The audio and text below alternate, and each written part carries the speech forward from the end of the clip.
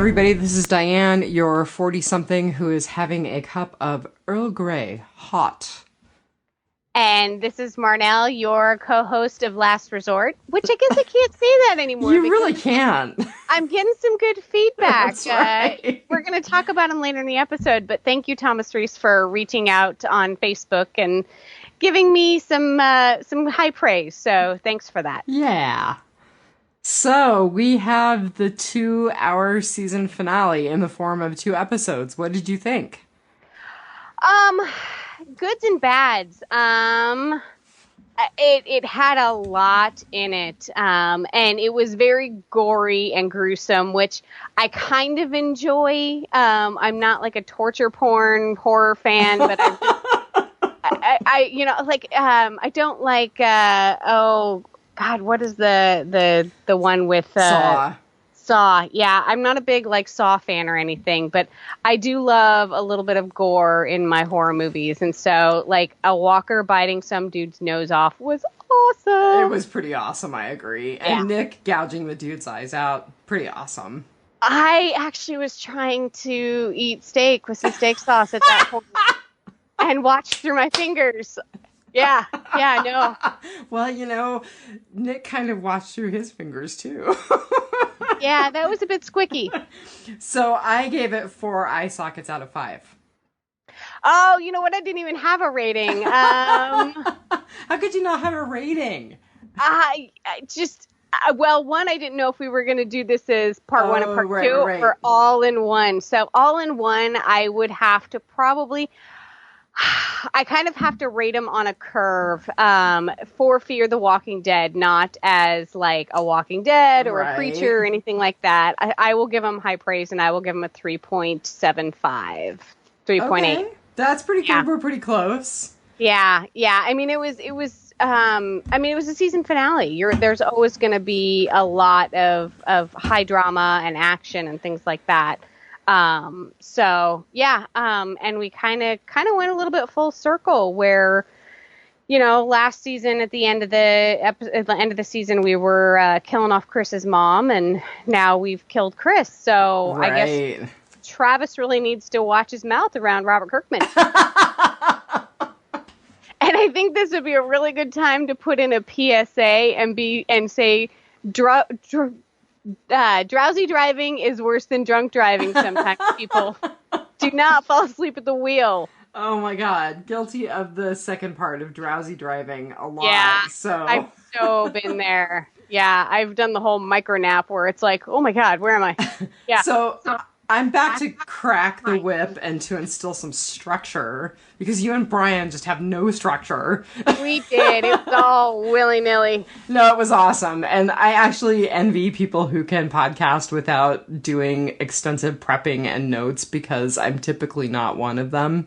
Well, and you have to remember that Brian and I met 5 minutes before an episode. No, actually, you guys were great. And you are not the co-host of Last Resort. In fact, I think there are times that we should maybe think about all 3 of us getting online together. I think that'd be a lot of fun. I broke the ice with a little bit of humor when he answered his Skype. I was like, Brian from Biters, Marnell from Juneau, long-time listener, first-time caller. So I got a good laugh out of him immediately. So right on. Yeah, and plus I'm Diane's little sister, which it gives me the little bit of cool factor that comes with that. Oh, I don't know about that. I'm still thinking you're the cool one. So, the numbers for this week, and this is really interesting. So, first of all, I found them quickly because bless Coleman Domingo's heart, he tweeted them. I started following him on Twitter. Even though I'm terrible at tweeting, I find it very interesting to follow people on Twitter. Yeah, I think if I ever join Twitter, it'll be to follow people and to enter in, Walking Dead's going to do a sweepstakes type thing. Right, yeah. So Wrath got 3.67 million same-day views. North, this is interesting, got 3.048 million same-day views. So they actually lost 6 million or 0.6 million viewers, 600,000 viewers between episode 1 and episode 2 of their season finale. I don't know how late it would have aired or anything like that because, of course, AMC is not in my area currently with Oh, my cable right. provider, and so I watch online, and so I don't know, if maybe people just went to, because it is Sunday night, Right. maybe people went to bed and I'll watch the other one the next day, or there were people that didn't know that they were doing the 2 episodes. Well, and we'll get into that because I thought the way they packaged it was a bad move.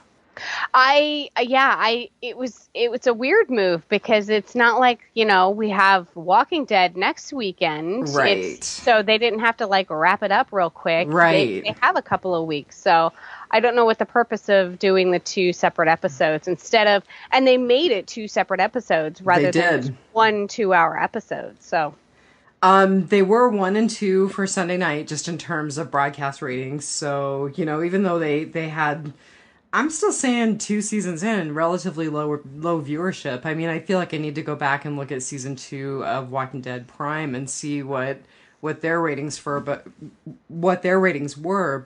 remember, their season 1 finale was like 5, almost 6 million same day views. So, well, I'm looking at a headline from Deadline right now, and the headline is Fear the Walking Dead finale ratings down from 2015, still cable's top 3 show. So they just don't have a juggernaut in this show like they did in the first Walking Dead series. no, they don't. And I'm really hoping that they're not banking on it becoming Madison, because it's not. We burn that bridge. Like, get over it. Like, build Travis up at this point. After these episodes, build Travis up and make him the Rick. Well, and I do have to say one thing about this series that's different than the Prime series, which now that you say it just kind of popped up for me. They are not following the pattern of giving someone a build-up episode and then killing that person off. I did not think Chris was actually dead. I thought the douchebags were telling the story, just a story to, and he was going to be crawling out there somewhere in the wilderness, or, he was going to wake up in Ophelia's arms, or I did not believe that he was dead until he was on The Talking Dead and he was in the memoriam and even when he was on The Talking Dead, they were like, no, he's dead. He was in the memoriam, which they didn't pull a Glenn. Right. Spoiler alert if you haven't watched it, which now at this point it's your own fault. When Glenn went under the dumpster, and like the next episode, like they didn't do any Glenn related storyline, and we were all like, where's Glenn? He was not in those Talking Dead memoriams. So we're all like, nope, he's not really dead. And turns out he wasn't, because Glenn's a cat and he has 9 lives. Although he might be now. We don't really know, but we'll know in like 3 weeks. Yeah, if they follow the comics.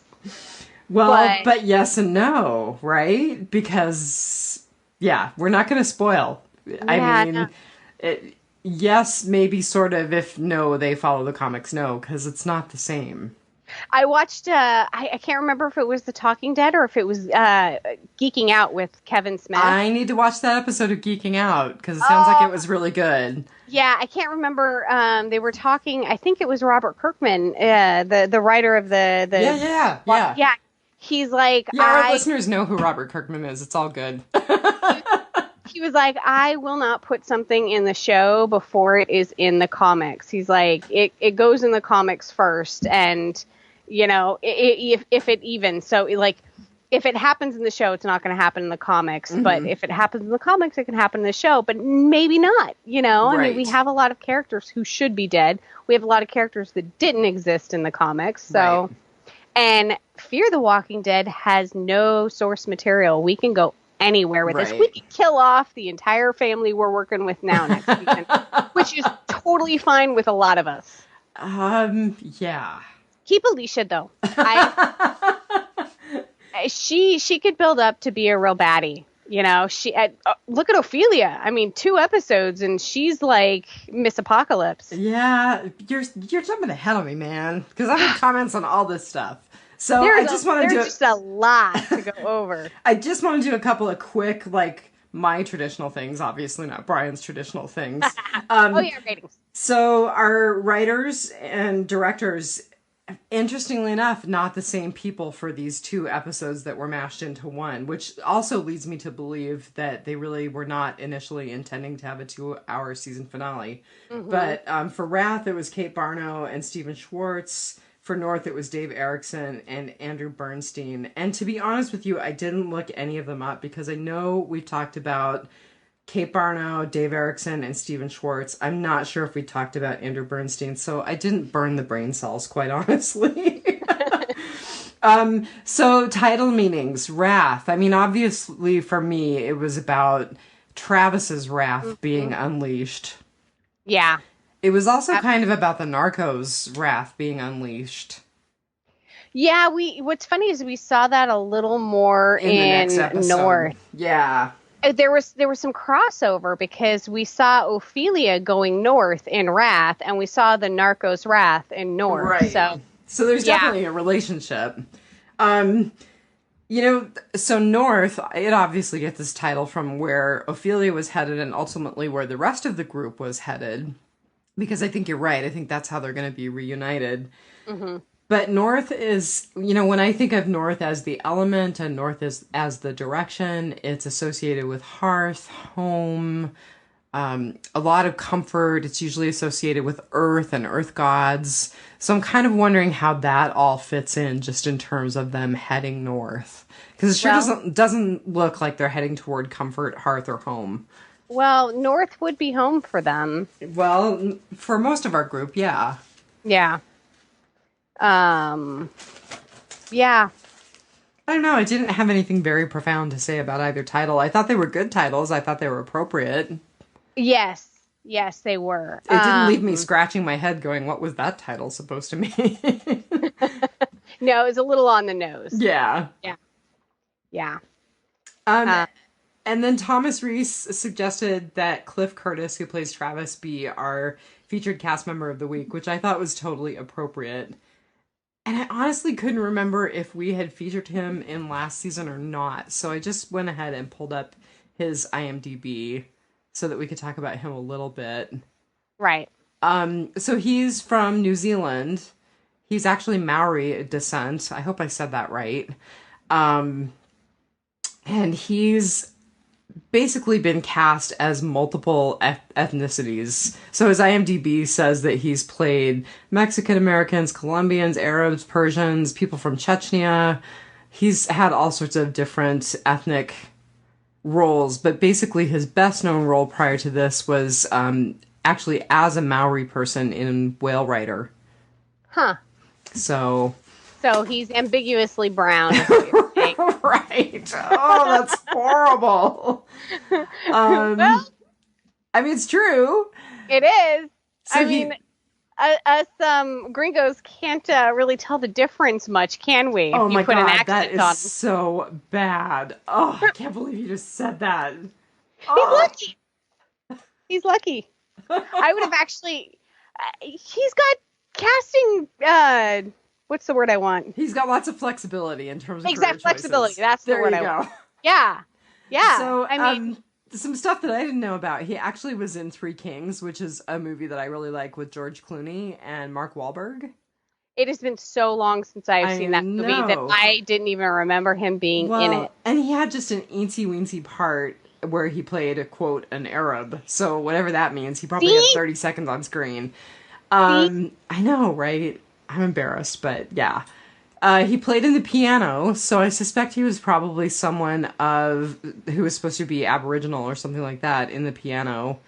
And then he actually had a small part as a drug dealer in Bringing Out the Dead. Did you see that movie? I didn't. That was an awesome movie. So Nicolas Cage plays a totally burnt out paramedic. Oh! And it's actually really morbid and funny. And for those of us who work in healthcare and have gallows humor, it's a great movie. I do remember that. I remember like one scene in that where they were like, they had like drank a whole bunch of coffee or something, and they were just going through the scene like at like 3 times the normal speed, and it was very trippy. It was very oh, what's that one Johnny Depp movie in Las Vegas? Oh, it was very Fear and Loathing. Yeah. Anyway, so yeah, he had a small part in that, which of course wouldn't be memorable either because he was, quote, a drug dealer of ambiguous ethnicity. He was the FBI director in Live Free or Die Hard. I remember that. I haven't seen that, so... I love Justin Long. Now, we were talking about Justin Long way back, I think, on Preacher. Oh my God, I'm trying to remember who he even is. That probably dates me horribly.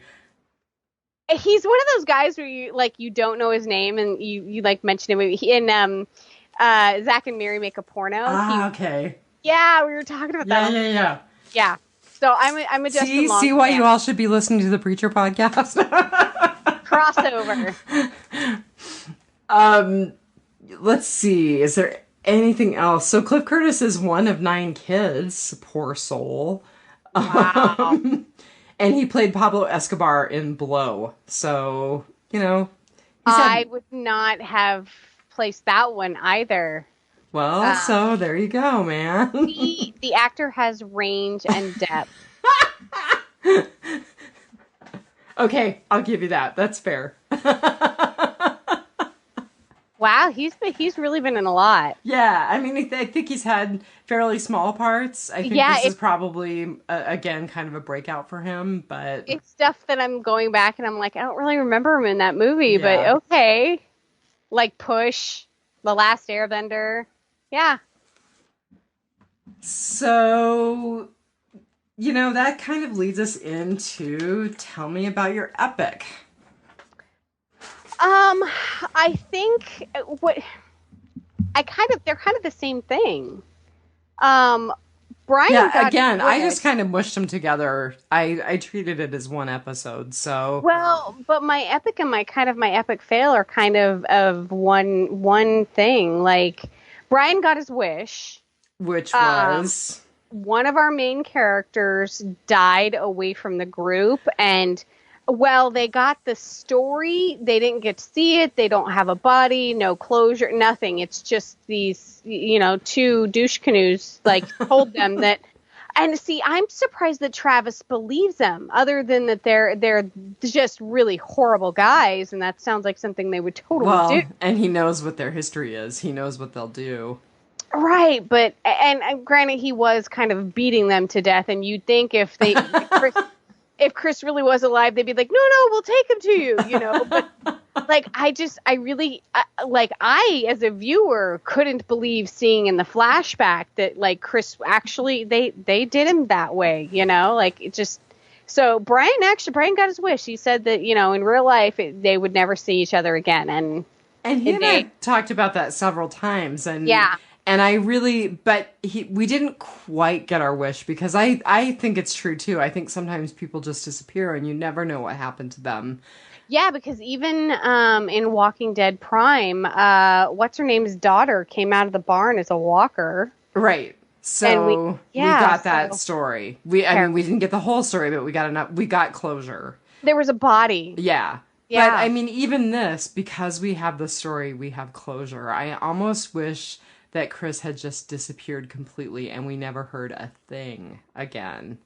Although, I will be honest with you and say it was very satisfying to see him shot down like a dog in the street. Oh, you're horrible. I liked Chris. I liked it. I liked the crazy. I did not feel bad about his death at all. Now, this is the person, I am going to tell you, I have wept over so many Walking Dead deaths. So many. I have just bawled my freaking eyes out about so many characters in the main series. And when they shot Chris in this series finale, I was like, well, it's about damn time. That's funny. No, I really liked Chris. Just, he was interesting, he made bad decisions, but he knowingly on purpose made bad decisions. And he was a 16-year-old kid, He was a sociopath. I mean, I will confess and say I listened to you and Brian before I watched Date of Death. Mm-hmm. And just the way that he behaved in Date of Death, and like he just had no remorse and no sense of anything other than his own survival and his own needs, and he was ugh. Well, and that goes way back. Like I said, I kind of have, I put all the episodes into one Word document, and I kind of just searched the word Chris and was reading about all of the scenes that he was in. And I mean, he never wanted to be with Travis. Right. You know, he didn't want to go on his weekends with his dad. He really, and I kind of can't fault him for not wanting to be in the blended family he wound up being in, because I kind of think he was crushing on a stepsister. Yeah, oh, absolutely. I mean, that episode where they had them breaking up destroying that house, that rich people's house. I mean, that was totally, there was a vibe between the two of them that was not cool. And there was he really didn't like having Nick as a brother, you know, being a drug addict, and he didn't like Madison as a stepmom, and you know, so he disobeyed Travis at every chance he could. He would never answer his phone for anybody but his mom. You know, he was a little prick, you know, a teenage boy prick, and you know, those can kind of be the worst, you know. So do you think he was a sociopath before Liza was killed, or do you think that was the final thing that tipped him over? And I shouldn't say Liza was killed, before Liza's zombie was put down. Yeah, I kind of wanted to say no. I don't think he was born. I think he was created. Okay. And I was really, really hoping that he would somehow be a worse character. I wanted him to be a bad guy. Ah.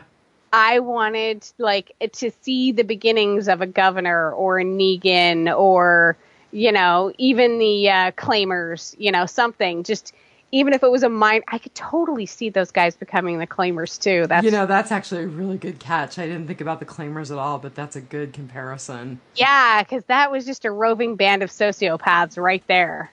Yeah. And that's what the boys wound up kind of starting out to be. That's really good. I really like that comparison a lot. And I do feel like there have been some interesting callbacks. And I think that's one. I think you picked up on one. Because I think there have been some interesting nods to the original series, especially this season. You know, and the one thing that I was really, really complaining about with Brian last week was that reading the show stuff from before the show started, you know, we're 2 seasons in, reading the stuff that was like coming soon, you know, spinoff, blah, blah, blah. It was promised as the beginning, you know, it was promised as like the stuff that happened before where we are in the Walking Dead world. And it really wound up just being a Walking Dead light, you know. That's a good way to describe it. Yeah, I mean, it was not full flavored at all. So do you think now that they're taking us back around to the U.S. and what appears to be possibly a military camp, possibly border guards, we don't really know, do you think that we may get some of the stuff that was happening in the U.S.? I think so. I hope so. So it may finally live up to that promise. Yes. I think, you know, what I'm hoping that was their plan all along, and if not, they can totally go back and claim this. So you know, Greg Nicotero, Scott Gimple, if you are listening, you have my permission to steal my idea. All along, I mean, even up until the last couple of episodes, everyone has just been like, we're just going to wait this out and help is going to come. And this is all going to be solved and we're going to go home. And even, I mean, they saw places, I guess they didn't see them. They heard that places were like completely wiped out and firebombed. And, you know, that just, I mean, this is the apocalypse, and nobody would believe it. Everyone was just like, they're working on it. Somebody's going to come, you know, they. And now I think these episodes, Wrath and North, I think they finally lost hope. I mean, the scene with Travis and Alicia and Madison all in the car driving away from the hotel. you can just see it on their faces. We're like, this is our new life. This is, this is it now. Like, nobody's coming, nobody's helping. Mm-hmm. We're on our own. And I really think that they finally let everybody lose hope.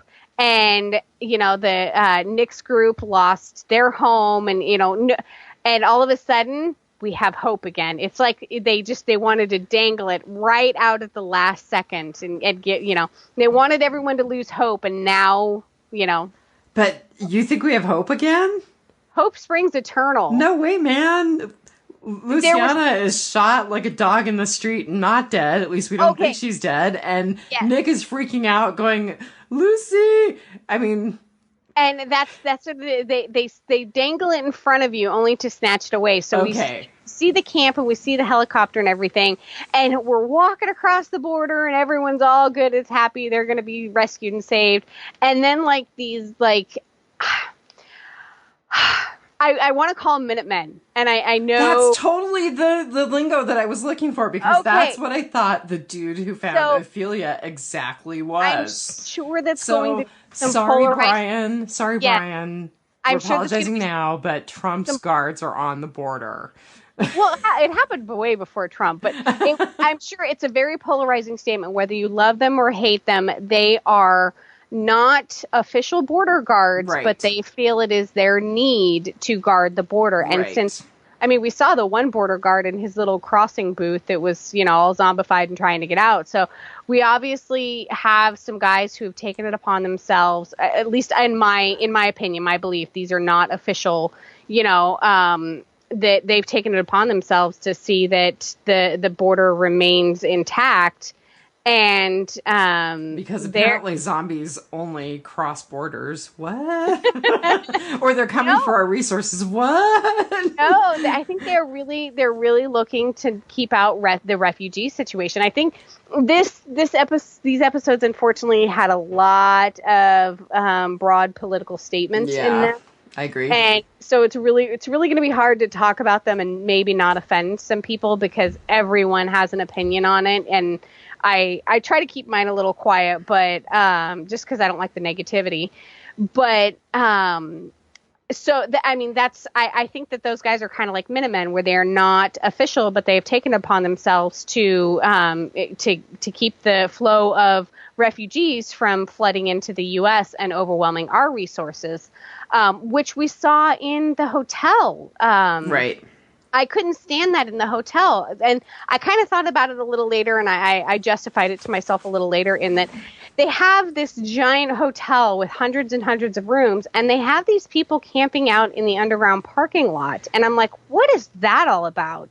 But I think they're trying to sort out who stays, who's sick, who dies. I think they're essentially running a triage there before they let people into the main group. That was my justification. Yeah. Okay, I guess maybe I would actually quarantine people. You can check them for bites all you want, but, I think that I probably would keep them in some sort of quarantine. And, I guess the underground parking garage will do, but yeah, so that was my thing is the whole refugee situation in both scenes just kind of caught me. But I want to know if the guy that shot at Ophelia is associated with the guys at the border, or if he's just a rancher out there protecting his property. I am speculating that he is associated with the guys at the border, because I think that's how we're going to see the group drawn back together. Okay. And I also, the face of the actor looked kind of familiar, so I thought, oh, maybe this is someone who's got a little bit of a name that's going to be someone that we'll see in future episodes. So I was kind of wondering if they were setting him up to be someone who is someone down the road. So are you a fan of the show Sons of Anarchy? I'm not, only because it's on my list of things to get to, and my list is so long. So he played a character, I can't remember if he was like a sheriff or a deputy or something, Wayne Unser. He was the sheriff guy in the town for the show Sons of Anarchy. Okay. he was a pretty big character. He was in 88 out of 92 episodes. Okay, so it sounds like he's probably someone that we're going to see again for quite a while. Yes. It was very weird to look up and see Unser's face sitting there. So yeah, and I really liked his character in that show. He was a really good guy. He kind of straddled the line of good and bad, and it was, he tolerated the biker gang because it kept the peace, and he wound up being a really big ally for them in the end. And it was a really good character. He's a really good actor. So yeah, I think we will see quite a bit of him in the future. Because it's all about me, I'm going to talk about my epic. Yes, my epic. Yeah. My epic was really just Travis's meltdown. I thought that was such a brutal scene, and I really enjoyed it because I am a bit of a torture porn kind of person, although I am not into the Saw movies either. But I just thought that his complete loss of everything that he had been. I mean, this is a guy who was being mocked in Date of Death for being an English lit teacher. And now he's uncorking and beating 3 guys to death. Yeah. I mean, that was amazing. And I felt like the scene was shot really well. I thought he played it really well. I mean, he completely lost who he was. So, do you remember another episode where this happened? With Travis? Yeah. Well, this is the second time Travis has beat someone to death in the show. So what I do remember with Travis is some kind of hint that he's got a darker background than what he's letting on. Mm-hmm. I don't remember who he beat to death. Do you remember the private that Ophelia was? Oh, yeah, I do. He actually he shot Ophelia right. At the compound or whatever that they were breaking into to get Nick and Liza out. And so he Travis beat him to death. Oh, I vaguely remember that. Yeah. Wow, good catch. Well, and I think one of our listeners, Thomas Reese, mentioned it also. Okay.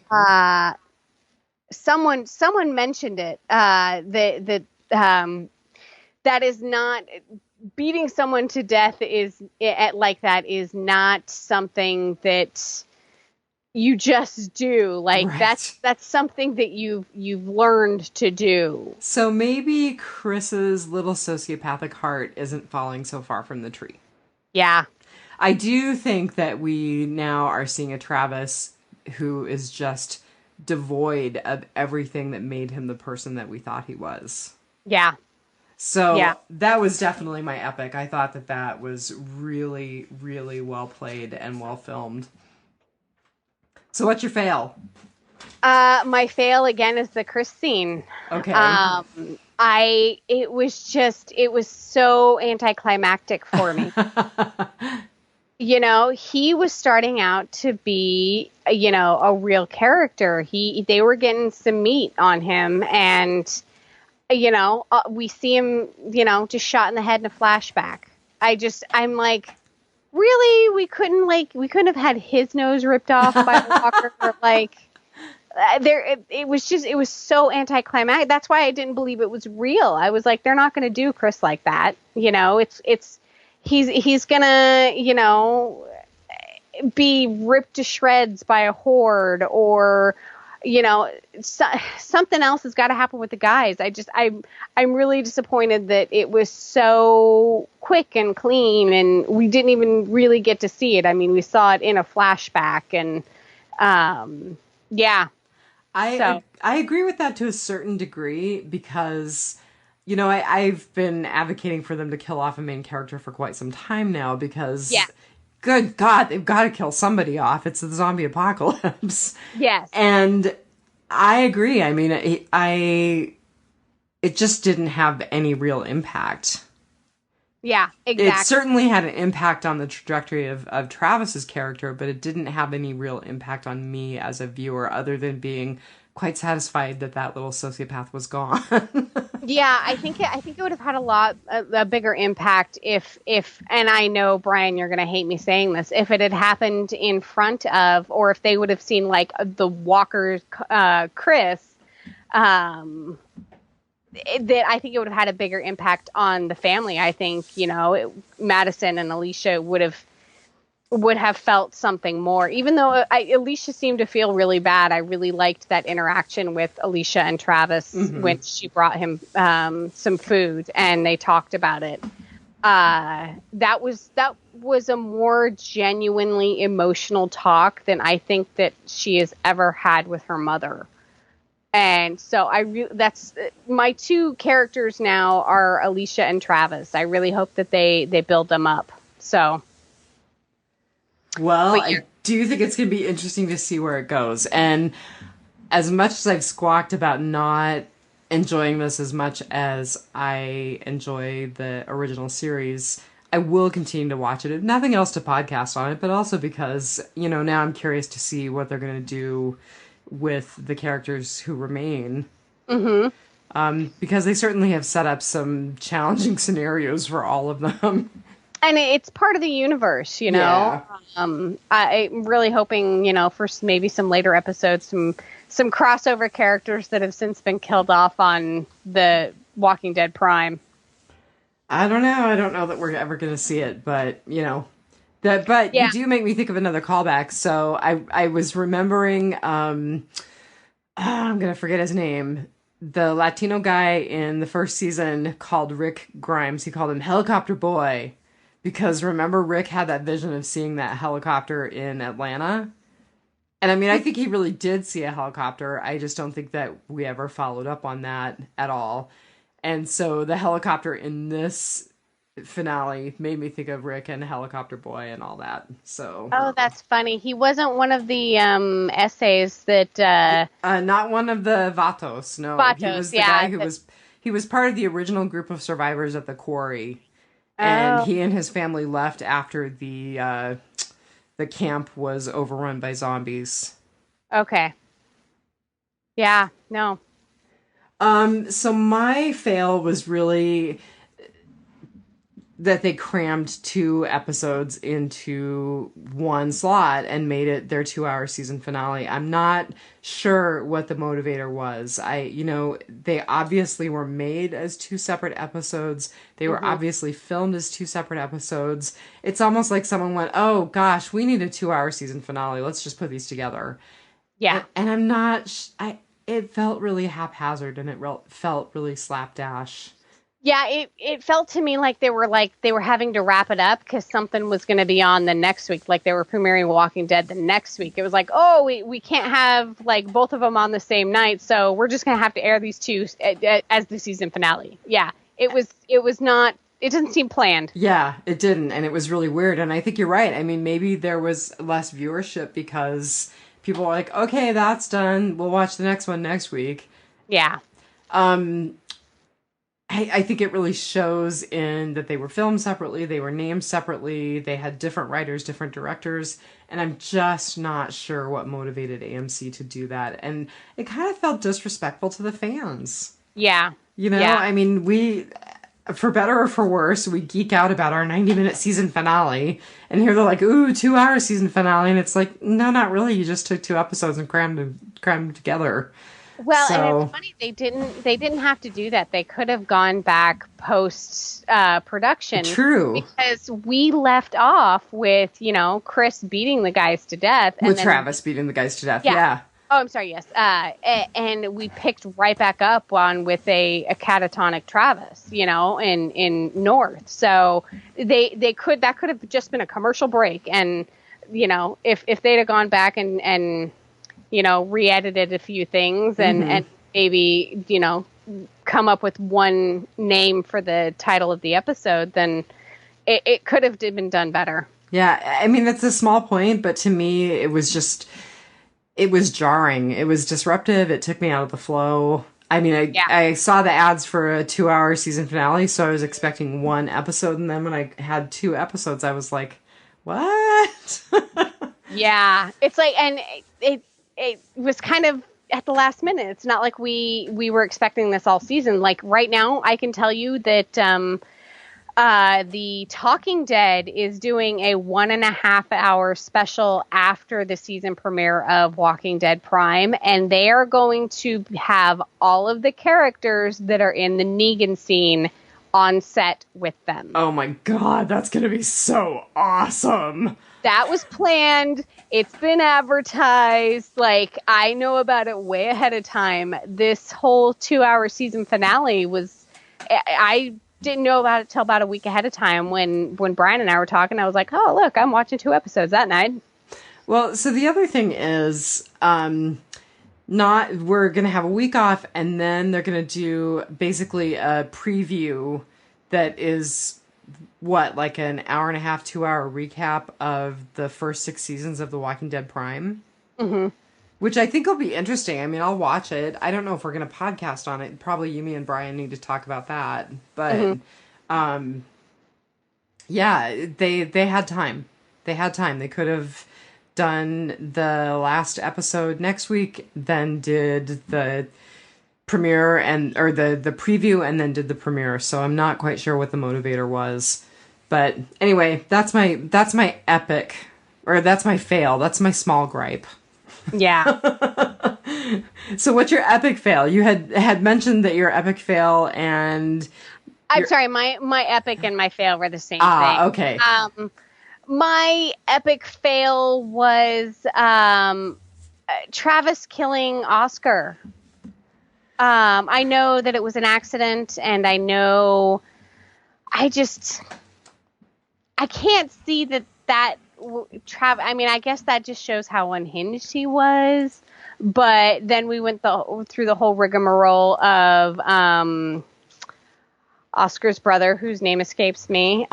Andreas, I think. Yeah, having to drill through his head and him dying, and the whole sticking the tiny little blade in a little bit of his brain. That did seem like underkill. Yeah. I was like, that's not gonna work. I'll come back and kill you all. But no, and everything that surrounded it. I mean, Oscar dying, them having to do, Oscar getting hurt, them having to do the surgery, and then them attacking Travis and Madison and Alicia finally making her first kill. Right. You know, I knew they had to drive them out of the hotel some way, but I'm such a dork. I don't want anyone to die. I mean, it's funny. I want people to die, but I'm like, not that person. No, not him either. No, keep going. You can kill one of the narcos, but you can't kill Oscar. That's part of my rotting potpourri. We'll get to how that. funny. So I totally see it as a mechanism for getting our group out of the hotel and back on the road again. I really wish there had been a better way. Even if they were gonna go look for the gringo with the ratty hair, right? You know, like I really somebody other than Oscar or his brother, I think dying. I think the chick that runs the hotel maybe, or you one of their Elena to die. I think she's kind of a cool character. She's kind of a throwaway character. Like I can't believe they threw away Oscar that easily. Wow. Yeah. That's cold, man. She's a throwaway, but he's not. He was cute. Now we get to your real motivation. Not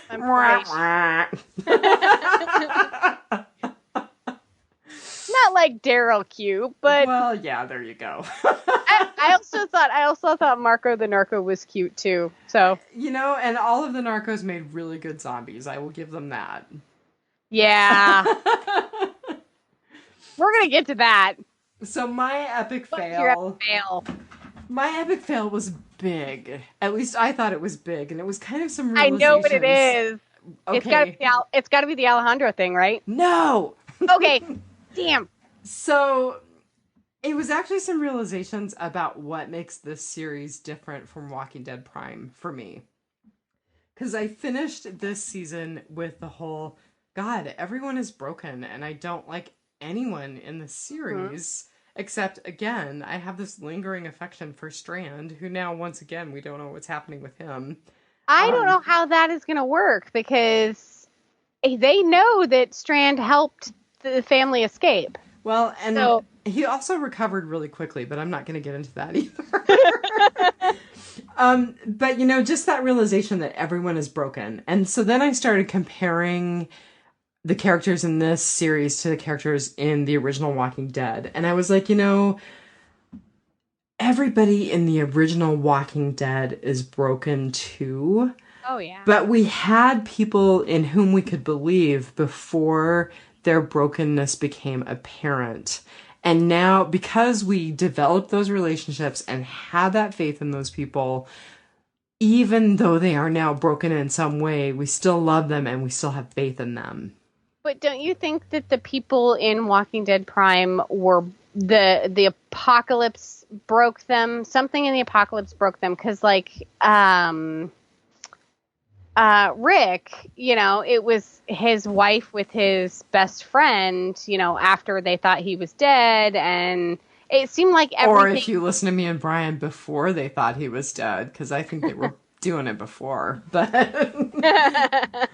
But I kind of feel like these people were very broken beforehand. I mean, it's a so blended family with addiction issues. I actually separated our original survivors out into a couple of different groups. So there are the people who didn't seem broken initially, like Rick, like Morgan, like Glenn, like Maggie. I mean, they're all people that we developed an immediate bond with, and they seem like really honest, good people who were just trying to survive in a horrible situation.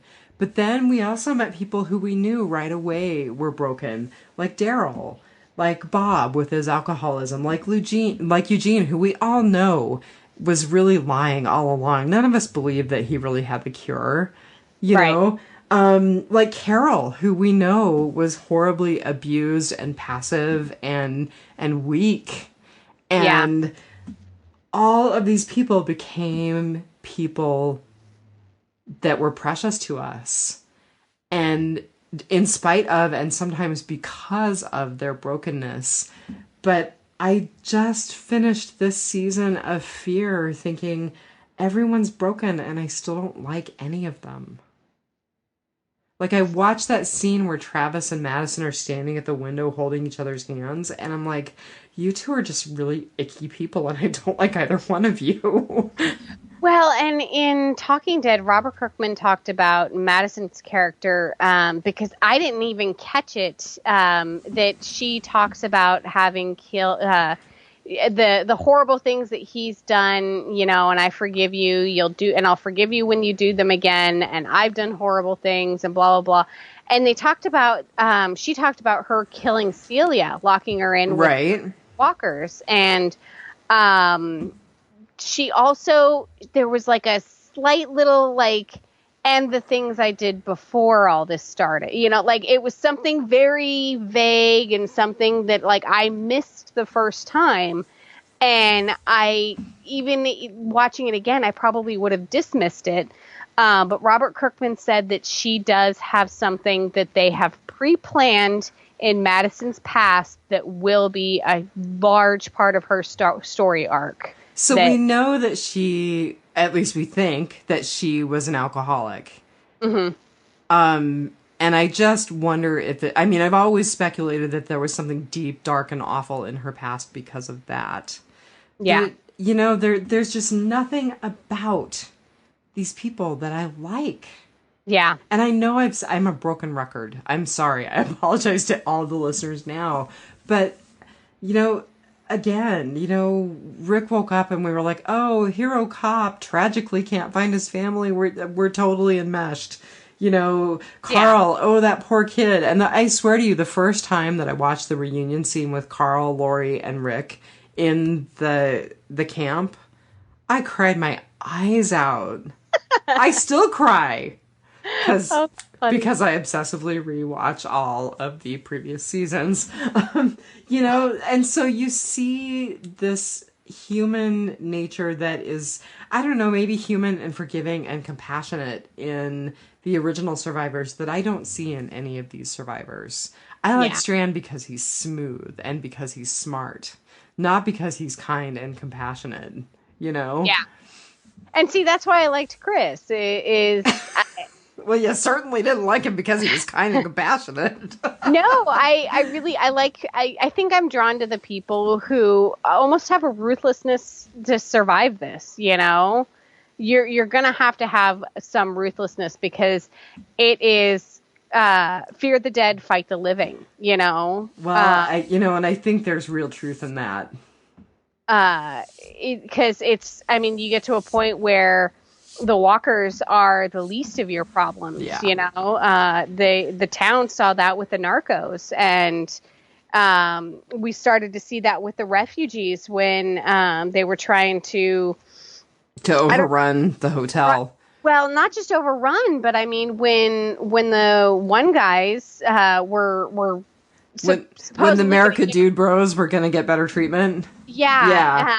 And people started to riot. Yeah. And, it's not even just the people with nefarious intention that you have to worry about. I mean, look at Madison. She does stupid stuff all the time. But, the other thing is, going to the stupid stuff, is that, God, it's not fair, you're right. I mean, I'm still comparing it to the original series, which is just not fair, but Yep. people in the original series did stupid stuff all the time.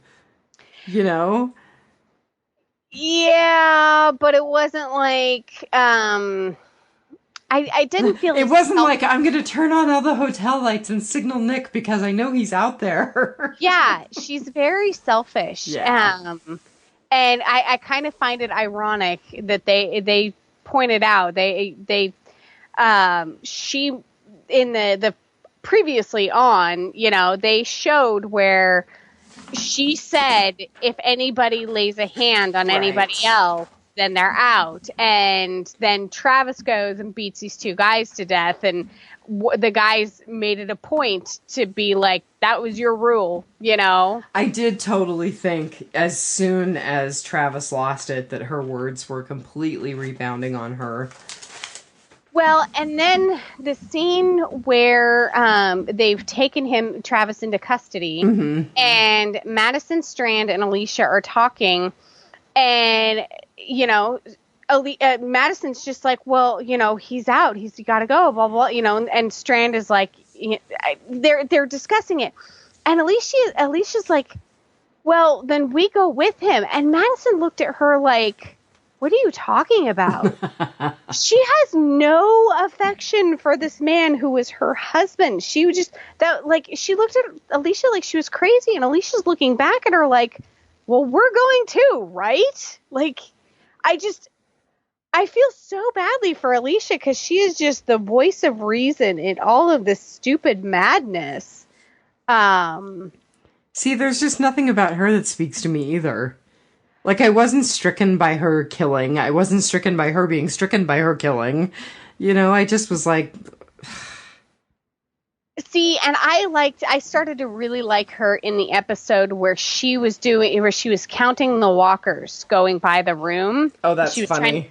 And she had tightened up her ponytail and laced up her shoes, and she was flicking the knife around and everything. I was like, okay, she's kind of got it in her. She's not like, meek little 17-year-old girl anymore. She's, Mom, I got this, And so I really think that I'm looking forward to her character development in the future stories. But and then we go to the scene where Travis and Madison and Alicia are in the store where the narcos were, mm-hmm. and they find the bodies of the family. And Travis and Madison are going through the bodies for an ID with the address on it, which I find funny because the narcos were beating them and threatening the child trying to get the address, and they didn't think to check their wallets. Well, and I'm going to display some real ignorance here, but we're talking about rural Mexico. Do people really have IDs in their wallets that say where they belong? That's true. And was it really the address that they wound up at? I mean, they could have been from 3 towns over. Right. I mean, I don't know. I haven't traveled to Mexico. I don't know. I don't know what IDs look like there. I don't know, but that just seems really out there to me. Yeah, that whole scene was poorly thought out, but Alicia stopped them and was like, kind of like, what are you doing? And I can't place the look on her face. If anyone else can, she wasn't incredulous. She wasn't disappointed. She looked at them, she had this look on her face. And I know what they wanted you to think. They wanted you to think that, oh God, she's looking for Nick again. And everything that I said to her that time that I confronted her has just like gone through the holes in the strainer of her brain. Okay, that is epic. We're going to hang on to that. The holes in the strainer of her brain. Brian, I hope you're listening. Alicia's looking at her like, we're looking for Nick again. Really? I thought we were done with this, But the look on her face, I couldn't place it. And so that kind of stood out and bugged me. But, I knew that's where we were going with that. Is like, really? We're going to have to look for Nick again? He left on his own. It's not my turn to watch him today. Right? I thought you loved me, Mom. All right, so I'm going to call us a little bit on time. We're almost at an hour, so let's hit our rotting potpourri. And there was a lot of rotting potpourri. I will admit, I didn't take notes while I watched, and I didn't go back and rewatch, so my rotting potpourri section is probably not as smelly as it usually is. Well, we've kind of gone through some of it. The little tiny box cutter blade to Oscar's brain. Although I will have to say that I did suspend my professional disbelief for a little bit, and I was like, that's kind of cool. That's kind of ballsy doing brain surgery. Well, what else is he going to do? My other half and I talked about this, and I said, they've done it in ancient times. They were drilling holes in people's heads, That's very true. Even before the Egyptians. I mean, the Neanderthals show. Yeah. So, okay, that's fair. See, yeah. I told you I suspended my professional disbelief. So was that brain cheese, or was that like... That was lame. Shards of... I can't tell you that I've watched a lot of brain surgeries because I would completely be lying, but, the section where they kind of show them dissecting the scalp away from the skull, that was good. I'm not quite sure what the whole zzz and brain cheese was. Not quite sure what they were trying to get at there. I don't know really what actually would look like under a drill bit like that. Well, and your goal really, first of all, and again, not a neurosurgeon, so if we've got any neurosurgeons listening out there, have pity on me. The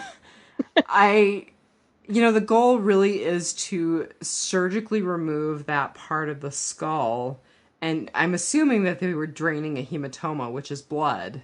Right. So you want to surgically remove that part of the skull and be very precise so you can get that blood out without damaging brain tissue and then put that piece of skull back for healing.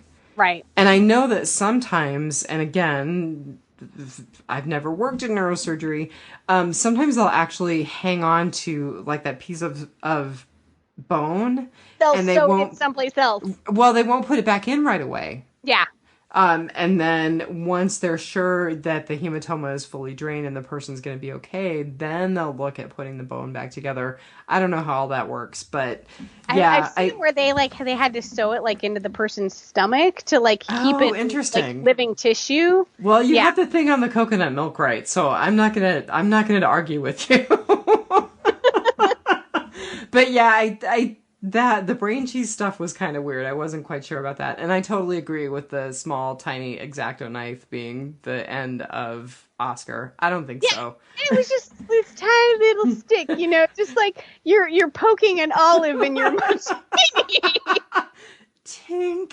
Okay, we're fine now. I'm like, we've seen walkers with like half a head, like... It's got to be like Ophelia doing a Tyrese. You got to get the hammer out and split that open. There was another rotting potpourri. Is that really the walker snuck up on her? Really? Well, and so my rotting potpourri about Ophelia was just, when did Ophelia become Carol and we missed it? Yes, 2 episodes ago. It was when she went to that restaurant by the sea where she had been proposed to. I know, but when did she become Carol and we missed it? Yeah, we need to see that in a flashback or something, because all of a sudden she's kicking in doors and hammering people in heads. Right. And I don't think she learned all of that while she was having her little seaside proposal with her boyfriend. Well, maybe the psychotic apple doesn't fall far from the tree. There you go. I think you're right. Yep, her dad was cray, and we have not seen him. We got no closure with him this season. You know what? Maybe that will be that he just disappeared, and we'll never totally have closure. Yeah. Maybe that's your death, Brian. There it is, Brian. So one of the things that was in my rotting potpourri was I was really frustrated by Lucinia's refusal to leave La Colonia. Yeah. I just thought, okay, you now know that Alejandro has totally deceived you, deceived everyone at La Colonia. You know that La Colonia is going to be overrun by drug lords, and you're still not leaving? She's met the drug lords. Yeah. Like, she knows how bad these guys are. Yeah. I mean, ultimately, I think that what happened was right. I mean, I think that was the way that it should have gone, which was basically everyone from La Colonia banding together and getting out of there. And it was super smart for them to go as a force and use the blood suits. Yep. I actually thought that was a really cool image. Yeah. Although walking the streets. When the Minutemen gunned a whole bunch of them down, I thought, well, there you go. That solves the problem of having to keep all of those people on cast for season 3. No, now we just have a bunch of Minutemen and guys from a possible military camp. Right. I mean, they're flying helicopters around, so. I also like Nick getting Alejandro high. I thought that was kind of cool. You're going to have a beautiful death. That scene was very interesting to me because Nick, we have gone from a guy who was going through the medicine cabinets of people who were dying, like the lady next door and Alicia's boyfriend. I mean, Alicia's boyfriend's laying in the bed, with a bite on his arm and, dying, and Nick is in the bathroom looking for drugs. Mm-hmm. And he's taking the medication from the sick people that Liza is trying to help, and he's just this horrible drug addict who will steal anything he can. And now he's cooking up a dose for Alejandro, and it doesn't even faze him. So that's a really good point. When did Nick stop being an addict? I mean, right. you never actually stop being an addict if you buy into that idea of addiction, which I do. But when did Nick become a recovered addict? Right. I mean, this is only a few months in, and Nick has no problems. Maybe even weeks in. I'm not even sure about a few months in. Well, it's probably a few weeks from when they left their home, but they were quarantined in their neighborhood for a while. For a couple weeks, anyway. Yeah, and he was still getting his fix there because he started going through withdrawals in the hospital quarantine thingy. When was the last time we saw Nick use? Was it before he met Strand? Was it when Strand realized he was an addict that he could manipulate, or did we see Nick get high after that? We saw Nick going through the luggage at the airplane looking for pills, and he had that whole thing of pills, and he fell down, and got stuck, and so has he been sober since then? Yeah, he's been sober. He went through withdrawals in the quarantine when he met Strand. Strand could tell. That's how Strand knew that he could use him. And that he was going to be somebody who knew how to get things and would do what it would take to get things. I guess that's just something I didn't think about. It's honestly something that I didn't think about because... and I thought he was going to kill Alejandro maybe not intentionally, because he was the one that fixed his girlfriend's last dose, and then his girlfriend becomes a zombie. Yeah, and so I thought he was either going to cook Alejandro a hot dose, or OD him, or he intentionally or unintentionally. I thought that was the end of the Alejandro right there. Okay, I don't even want to know how you know that lingo, but I really... Season 1 of Drugs, Inc. is on Netflix. Excuse me. I really thought that... I really thought it was going to go the way that it did. I figured he would get him so high that he would do something somewhat heroic. So that was not unanticipated for me. But I just thought his description of "you are going to die a beautiful death," that really comes from that addict's place in Nick's heart. Yeah, and he was appealing to the cult leader in Alejandro. Sure, absolutely. It served both purposes. Absolutely. Yeah. And so with Alejandro's death, I thought it was a little sad for Alejandro that he didn't get to be one of his sombres, that they dispatched him before he came back. Right. Because he was forever sending people out to become a sombre and protect the village, and then he dies, and you would expect that, like, that's the way he would want it. He would want to go be one of them, But there's no point in it when there's not a village to protect anymore, right? There's not, but I don't know. I think the man, he feared death. He talked a lot about, cleansing the earth and things like that. But I think when it all came down to it, I mean, Nick said, I saw the look in your eyes and you were afraid. Mm-hmm. But yeah, so we finally learned the mythology that a lot of us have long suspected was BS, that, nobody's... But in fact, he was not immune. Yeah. Nope, immune. And I kind of have to say that if you're going to suspend your belief that, your disbelief that we can have a world full of zombies, you're going to have to suspend your belief that 10% of the population is going to be immune. So. Oh, hey, no, that's an interesting bit of epidemiology that I didn't think about. Yeah, yeah, that's.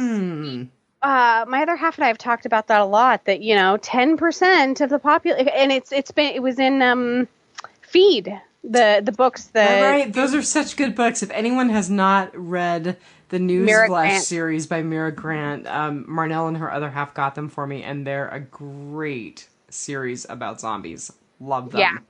Yeah. And so in that, the zombie virus comes from 2 cures, one for, I think, cancer and the other for the common cold. Yeah. And, it starts the zombie apocalypse, and but 10% of the population is immune. So not Alejandro, though. Not Alejandro. No. All right. If you're ready to wrap up a Rotting Potpourri, I thought we'd talk a little bit about the comments that we got from Art Mora and from Thomas Reese. I think that I am done. I think that's plenty of Rotting Potpourri. Okay, so Art Mora sent us a private message, and it says, so the final second part had 2 wonderful songs. I thought it was good. Chris ended up like it should have, but too soon. But that's life. You only have so much time to struggle with your demons. The filming on this series is great. The cinematography. And then Thomas Reese... Thomas, I'm getting to your comment. Huh. Okay, I'm lamely trying to find your comment. Is it, he says, what's up, guys? First, I wanted to say... Yeah, you go for it. Go ahead and read it, because I don't have it pulled up. Thomas Reese commented on the last episode that I think Brian and I may have recorded. Yeah. He says, what's up, guys? First off, I wanted to say I'm digging on Marnell's addition to the show. She's a goof and brings a fresh perspective to the group. Yay! Thank you.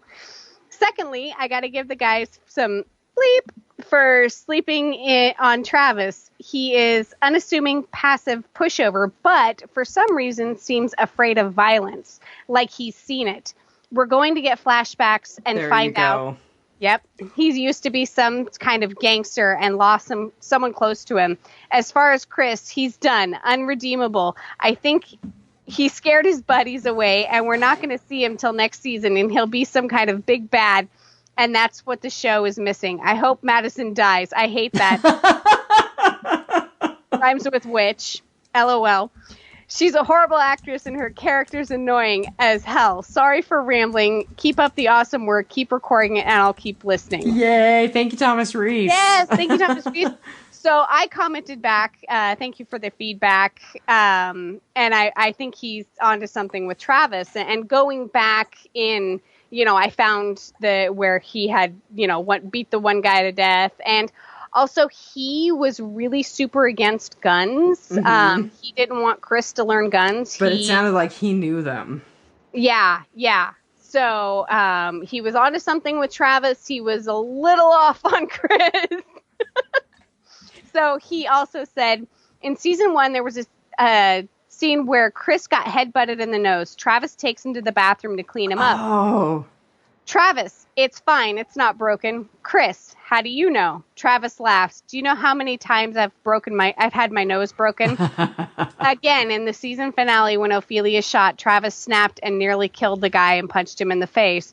I don't know how many times you've nearly beaten a man to death with your hands, but it looked practiced. Mm-hmm. So, right on the nose, Thomas. You're right about Travis, that he definitely has some darkness in his past that he has been trying to keep locked away. I agree, and I think that the lock is gone now. We're gonna definitely see the monsters out of the box. Yeah, totally. The monsters out of the swamp. That's a Preacher reference.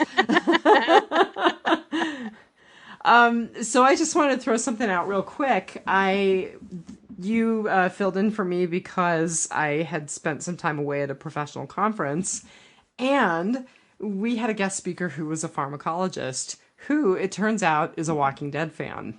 Ooh. His wife is a nurse practitioner, and he said they often will play the game of what are the 10 drugs that they would stockpile if they had to prep for the zombie apocalypse. Oh my God, this is amazing. So I asked him if he would be interested in coming on the show to talk about that very thing. And it sounds like there's a possibility that he might want to come on the show and talk about it. So I kind of want to throw that out to the listeners and see what you guys think. I think it sounds like a lot of fun. That would be definitely a fun guest star. Yeah. So We'll look at doing that at some point. And I've got his info and I'll get in touch with him. But I thought that'd be fun. Yeah. All right, my dear. Well, I'm going to wrap it up for the night because it's been a long day up here and that Earl Grey hot only goes so far. So we premiere the Walking Dead Prime October 23rd. So I think you and Brian will be recording that. And I think we'll have a special guest. Maybe. All right. Until then, just remember, take it one day at a time. Still don't got it. Oh, Brian, we need you, man. All right. Have a good week. Good night. Good night.